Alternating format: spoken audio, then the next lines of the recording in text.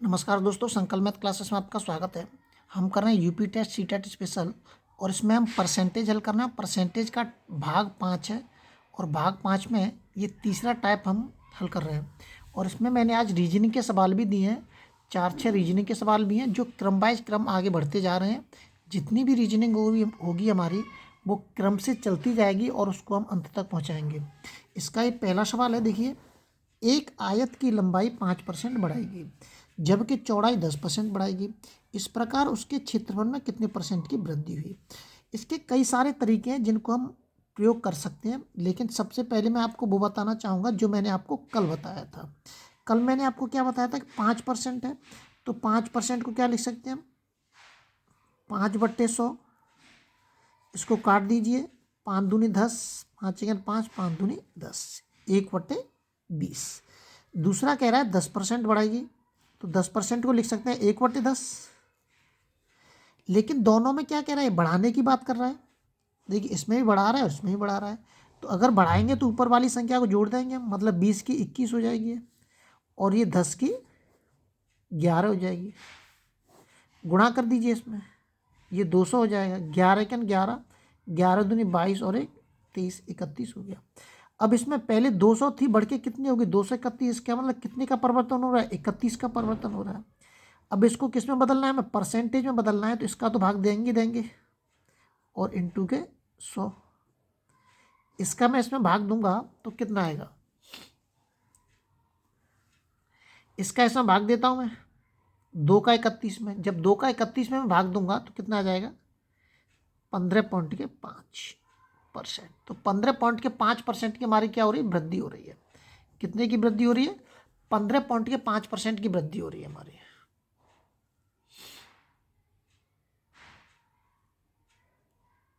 इधर लिख देता हूँ, यहाँ पे 15.5% की वृद्धि हो रही है। अब देखिए, ये तो मैंने कल बताया था आपको इस तरीके से कि ताकि आप भूल ना जाएं। कल बताया था मैंने इसी तरीके से, ऐसे ही सवाल बताए थे मैंने, इसी तरीके से बताए थे। अब देखिए, इस सवाल को हम चंद सेकंडों में भी कर सकते हैं। आपको लिखने की देर नहीं होगी जब तक आप इसको हल कर देंगे। देखिए, 5% बढ़ाएगी तो इसका मतलब 100 में 5 जोड़ दीजिए आप, 100 में 5 जोड़ दीजिए। 10% बढ़ाएगी, इसका मतलब 100 में 10 जोड़ दीजिए।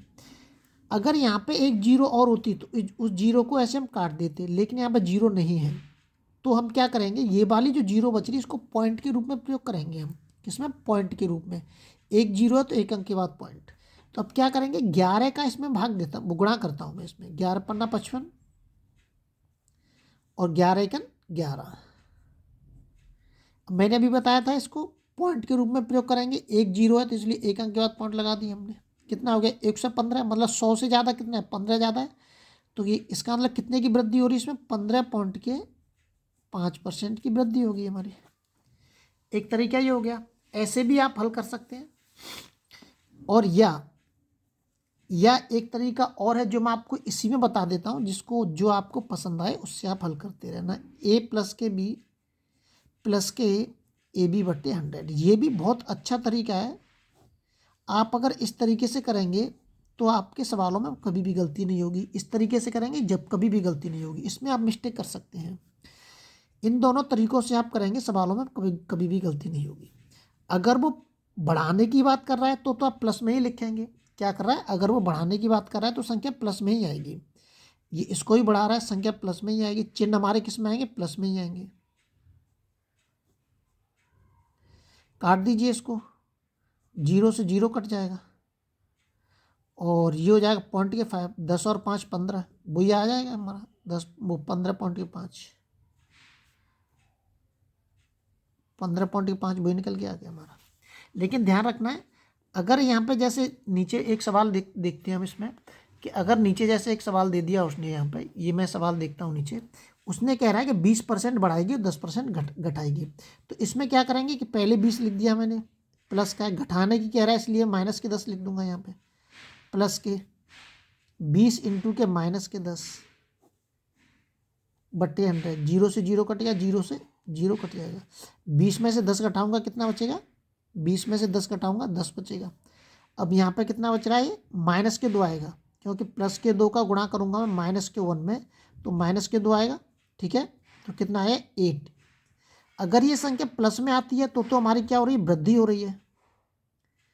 और अगर ये संख्या माइनस में आती तो क्या हो जाती है, कमी हो जाती है। 8% की वृद्धि हो रही है। और अगर हम चाहें तो इस सवाल को ऐसे भी कर सकते हैं, एक 20% बढ़ाएगी मतलब 120, 10% घटाएगी मतलब 90 हो गया। 0 से 0 कट गया, 12 नम्मा 108। तो कितने की वृद्धि हो रही है, 8% की वृद्धि हो रही है, 8% की वृद्धि है। और अगर हम चाहें तो जो तीसरा तरीका है उससे भी आप सवाल को हल कर सकते हैं। और भी तरीके हैं लेकिन उससे कोई फ़ायदा नहीं है। जो हमने कल जो तरीका अपनाया था आप उस तरीके को ही अपनाते रहें तो हम भूलेंगे नहीं। कल जो तरीका अपनाया था हमने कि 20% को क्या लिख सकते हैं हम, 20% को लिख सकते हैं हम 1/5, और 10% को लिख सकते हैं, 10% को लिख सकते हैं हम 1/10। मतलब इस तरीके को अपनाएंगे क्योंकि हम इससे सवाल कर चुके हैं तो सवालों को भूलेंगे नहीं। इसको क्या कह रहा है, 20% बढ़ाने की बात कर रहा है तो 5 का 6 हो जाएगा, घटाने की बात कर रहा है तो 10 का 9 हो जाएगा ये। ठीक है, 10 पंजे 50 और 9 छके 54। अंतर कितने का आ रहा है, 4 का आ रहा है। 50 इंटू के 100, ठीक है, हो गया। 2 बार कट जाएगा, कितना जाए 8%, इससे भी 8% आ गया। आप ऐसे भी सवाल को हल कर सकते हैं। ये क्या, ये हम कर चुके हैं पहले, शुरुआती इनसे कर सकते हैं। और आगे जितने भी सवाल करेंगे हम इसी विधि से करते रहेंगे, इस वाली विधि से। ये बंद हो सकती है लेकिन इस विधि का लगातार चलता रहेगा तो आप मतलब सवाल आपके अच्छे हो जाएंगे। आगे देखिए, आगे जो सवाल दे रखा है हमारा इसमें, ये कह रहा है 25% बढ़ाइए, लेकिन ये क्या कह रहा है, वर्ग कह रहा है। देखिए वर्ग क्या है, तो वर्ग में हम 25 2 बार लेना पड़ेगा। कितनी है, मतलब वर्ग मतलब चित्र तो जानते हैं, वर्ग का चित्र जो होता है एक वर्ग की भुजा, तो वर्ग में हम 2 बार लेंगे। ये क्या कर रहा है, बढ़ाने की बात कर रहा है इसलिए प्लस में लिखेंगे हम 25 इंटू के 25, 25 चौका 100। ये 25 और 25 कितने हो गए, 50 हो जाएंगे। 50 प्लस के, अब इसका इसमें भाग दे देंगे हम, कितनी बार जाएगा, 4 छिंगे 24 और 4 दूनी 4 छिंगे 24 और बचेगा कितना 1 पॉइंट, 4 दूनी 8, 4 पंजे 20। इसको इसमें जोड़ देंगे अब 56.25। और बाकी की विधि आप अपने आप अपना सकते हैं, उसमें आप अपने आप करके देख सकते हैं। अगला सवाल देखते हैं। अगला सवाल दे रखा है इसमें, किसी त्रिभुज का आधार और ऊंचाई। मैं अब इसमें त्रिभुज के भी देने हैं मुझे, आयत का मैंने दे दिया था, त्रिभुज का दे दिया, वर्ग का दे दिया, अभी इसमें वर्ग का दे दिया, उसका बच रहा है अब इसमें एक त्रिभुज का, वर्ग का, आयत का, ये हो गया। और एक और होता है, क्या होता है उसका ध्यान नहीं रह रहा। ये जितने भी चित्र आ रहे हैं, ये चित्र आएंगे, इनके सबके हम इसमें वो सवाल बताऊंगा। जितने भी टाइप के सवाल आएंगे वो सब बताऊंगा मैं आपको। किसी त्रिभुज का आधार और ऊंचाई, जो आते जाएंगे वो आपको बताता जाऊंगा। त्रिभुज की आधार की ऊंचाई 8% और 12% बढ़ाएगी। एक तो तरीका वही है जो हम कर, ये दोनों बढ़ाने की बात कर रहा है तो हम बढ़ा दीजिए 8 प्लस के 12, दो सबको प्लस में लिख दीजिए, 8 इंटू के 12 और बटे 100। इसकी कैलकुलेशन कर देंगे, उत्तर आ जाएगा इसका 4 × 12, 4 × 25 बार कट गया। अब ये तो कटेगा नहीं, 8 × 24, 12 और 8 कितने हो गए, 20 हो गए। और प्लस के 8 × 24/25, इसकी कैलकुलेशन कर दीजिए, उत्तर आ जाएगा इसका। अब इसका दूसरा जो तरीका होता है, इसका मतलब जो हम करते चले आ रहे हैं, जो तरीका हम करते चले 8% को क्या लिख सकते हैं, उस तरीके से आप सवाल को हल कर दें। और एक तरीका और बताएं, पीछे भी कौन सा है, ध्यान ही नहीं रहा वो तरीका। एक तरीका वो 8% वाला जो तरीका है, 8/100, इस तरीके से 4 दूनी 8 और 4 से कितनी बार कट जाए 25, तो ये हो जाएगा 2/25। एक इस तरीके से हल कर दें आप, तो 12/100, 4 × 12, 4 से 25 बार, इस तरीके से। दोनों बढ़ाने ही कह रहा है तो क्या करेंगे, 25 से 27 कर देंगे और 25 से 28 कर देंगे और आप इसको हल कर देंगे। 25 में 25, 625, इसका गुणा कर लीजिए, 8 × 7 = 56 की 6, 16 की 5 और 8 दूनी 16 और 7 दूनी 14, 30, 30 और 5 35 की 5, 2 दूनी 4, 4 और 3 7, 756। अब इसको हल कर देंगे अपने आप, इसको इसमें से घटा के, और जो तरीका है जो अपनाते चले आ रहे हैं उस तरीके के हम इस सवाल को हल कर देंगे, उत्तर वही निकल के आ जाएगा आपका। अगला सवाल देखते हैं। अब इसमें जो दे रखा है, मैंने रीजनिंग के सवाल दे दिए हैं। इसमें रीजनिंग के जो सवाल हैं बहुत ही ज़्यादा इंपॉर्टेंट सवाल हैं। ये सवाल इसलिए रखे हैं मैंने आपको, आप ध्यान से देख लीजिए कि आपको इस प्रकार की जनरल नॉलेज आपको पता होना चाहिए। अगर आप इस प्रकार की जनरल नॉलेज नहीं पता होगा तो ध्यान रखना, रीजनिंग कहीं से भी आ सकती है, किसी भी प्रकार से बनाई जा सकती है, उसका कोई और छोर नहीं होता है। तो आपको अच्छी तरह से मतलब किताबों का अध्ययन करना है।